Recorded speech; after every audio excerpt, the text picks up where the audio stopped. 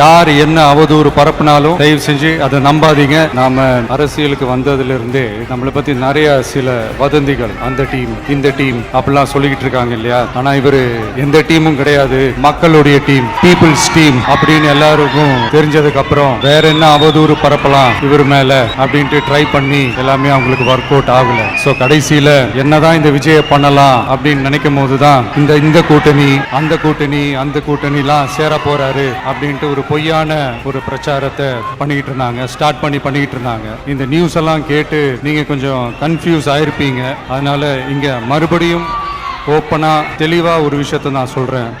நாங்க எப்பவுமே மதச்சார்பற்ற கொள்கைன்றதுல அந்த ஸ்டாண்ட்லயோ மதச்சார்பற்ற சமூக நீதி என்ற அந்த நிலைப்பாட்டிலையோ எப்பவுமே சமரசம் வச்சுக்கவே மாட்டோம். நம்மளுடைய தலைமையில தான் ஆட்சி அப்படின்றதுல எப்பவுமே உறுதியா இருக்கிறோம். நம்மளுடைய முதல் மாநாட்டுல கூட நான் சொன்ன மாதிரி அரசியல்ல யாருக்காகவும் எதுக்காகவும் எந்த விதமான ஒரு சமரசமும் நாம வச்சுக்க போறதே இல்லை. அந்த பேச்சுவார்த்தையே கிடையாது, சரிங்களா? அதனால யார் என்ன அவதூறு பரப்புனாலும் தயவு செஞ்சு அதை நம்பாதீங்க.